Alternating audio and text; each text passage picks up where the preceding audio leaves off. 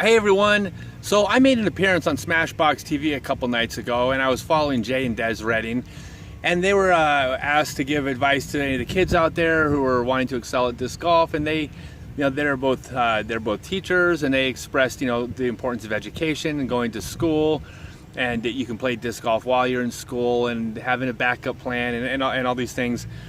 And I don't disagree that is a perfect approach for some people. But when I was brought up, I was asked the same question, and I said that in my opinion there are more ways to find a path through life. There's nothing wrong with following that path, but I also don't believe that there's anything wrong with following the path of, I'm going to be a professional disc golfer. I don't think there's anything wrong with that. If you play music, there's nothing wrong with saying, I'm going to play in a band. I'm going to give these things a shot. I'm going to be a professional surfer. I'm going to move to the North Shore of Hawaii and get some silly job in the evening so I can surf all day. I really believe that you are 18, 19, 20, 21 years old once in your life, and there's absolutely nothing wrong with pursuing your passion full time and making that your life, and that the real world will be there when you get back. So I expressed that, but I wanted to add something to that. I wanted to add, actually, this may be a little bit longer of a video. This is one of those I'm old and think that my opinion matters because of my age videos. But I also have experience in this area. I have done a lot with disc golf and made a career of it. So I wanted to expand on that idea. So again, nothing wrong with taking the route of making a backup plan in education and college. Absolutely nothing wrong with that. But if you decide that you are going to pursue disc golf full time, then I do believe that it's important that if you do that it's not a hobby. If you want disc golf to be a hobby, even a very serious hobby, yeah, go to school or learn your trade or pursue life and make it as a hobby. But if you're going to make this your life, then you need to approach it like a business. In fact, more important than that, I'm going to give a couple little things I believe you need to do.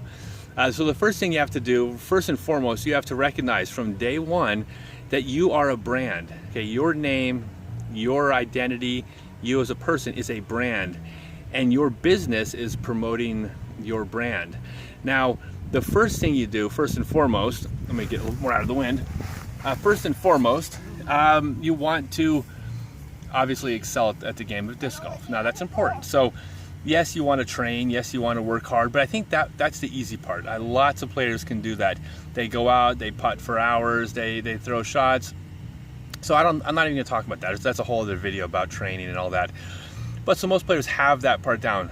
But once you excel at the game, there's a number of things you have to do. So the first thing is, because you are a brand, you have to get your hands into other areas. If you're trying to make it simply as a player who's cashing at tournaments and maybe getting a couple sponsorship dollars or some discs now and then, it's going to be a real challenge. Now, you might make enough to survive on the road, but you're not building a future for yourself that way. I mean, you're truly not doing anything other than just paying the bills with basically a hand-to-mouth job. Again, nothing wrong with having a hand-to-mouth job, but this video is about how you can maybe expand beyond that. So, first thing I do is recognize that you are a brand, and you need to get your name onto as many things in as many areas as possible. Get your name on a disc, get your name on a clothing line, get sponsored by multiple companies, promote yourself in social media, run events, run tournaments, go do clinics at schools, show up at tournaments, promote yourself in the media. But you have to get your name out there. Everyone should know, if you are sponsored by Prodigy and you're coming to town, it's not Prodigy doubles that you're coming to town to run, it's Bob Smith's Prodigy doubles. Make sure your name's associated with everything, because that name is ultimately what you're going to capitalize on as you pursue your career down the road. I mean, you're building a brand, and the brand is you. Now, it is important also to stand out somehow. Now, this is going to sound kind of weird, but it's not important that everybody like you. All right? You are building a market, and your market is not everybody. I happen to think Paul McBeth's a great guy. He's a great ambassador of the sport. Not everybody wants to support or root for the guy who's the best. Not everybody wants to root for the guy representing the largest company. There's nothing wrong with that. You can't appeal to everybody.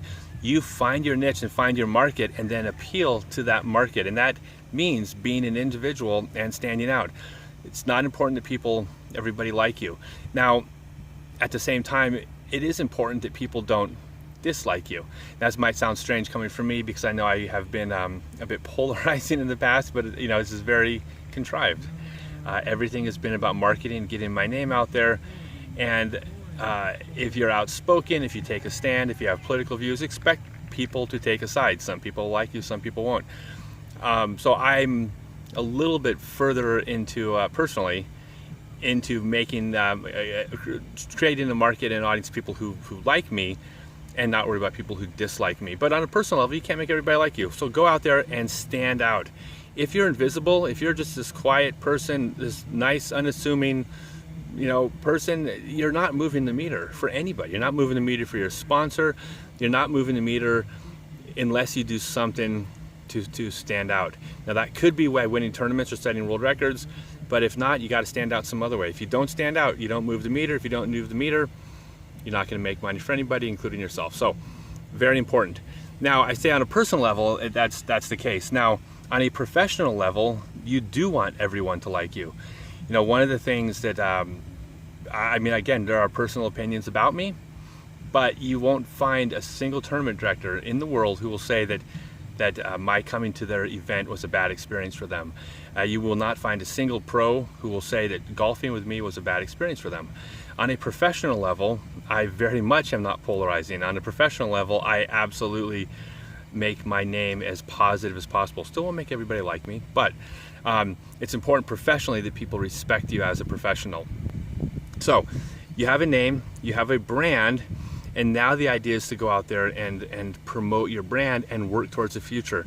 Don't look at things that can be done for you today. Look at the long term. And the key to long term, well, there's several things, but the first and foremost are the relationships you build.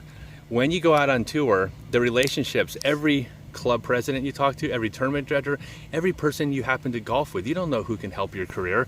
And I'm sorry to be so superficial when I'm saying that relationships are about business, but we're talking about you as a professional disc golfer is a business.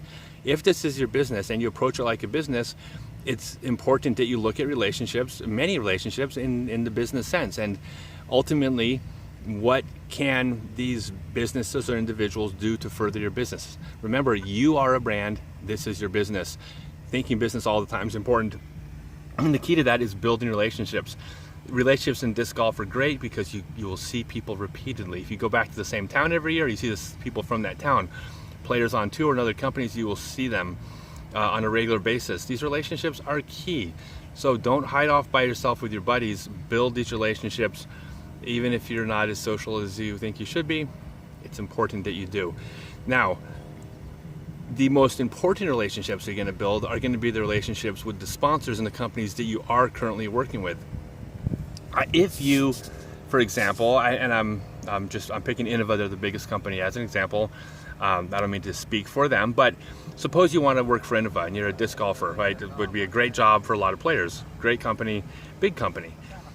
I suspect if you called them tomorrow and said, hey, I'm this disc golfer from Davenport, Iowa, and I wanted a job with your company, I would guess it would be probably pretty challenging to get in there. However, if you are out there touring and you are sponsored by Innova, and Innova hears from tournament directors what a positive thing you were at the events that you played in, and you're getting Innova discs in stores, and you have clubs ordering discs because of the relationship you have with them, and most importantly, you're messaging them and emailing them every week, letting them know how you did every single week. Every time you did in 300 miles, you come by the factory and go have lunch with someone with your contact there. I mean, these are the things you're going to do to build relationships. If you do that for a number of years, then you contact Innova and you say, hey, I want to tour for 2 more years, but then I'm looking for a job when I'm done. I think the door is going to probably more likely be open for you. If you've established a positive reputation and you've built a relationship, that's where the opportunities are going to come. That's what's going to give you these, that's what is going to open those doors for you. So there's far more to it than this, but this is the general theme of this whole video is you have to treat it like a business. If you're not, then it's a hobby. And if it's a hobby, there's nothing wrong with that. You can even go out on tour and have it be a hobby and then come back and go to college, pursue your degree, pursue your career, pursue your life. That's fine. If disc golf is your life and you want it to be your life, there's nothing wrong with pursuing this career. but it has to be pursued as a career with you as a brand and what you're doing as a business. If you do that, this sport's big. There's a lot of money, there's a lot of opportunities. I do believe if you approach it this way, that you can make disc golf your life and your career. And there's nothing wrong with that, but pursue it as such. And so there's me on my soapbox acting like I know something because I'm old. But I hope this helps some of the players that are at that age where they're transitioning with what do they want to do with their life. You know, this looks like a fun job to have, but I really love disc golf and that's what I want to do. I think that's okay. I think there's an opportunity to pursue disc golf as your career, but you just got to approach it the right way. Okay, I'm done. Thanks.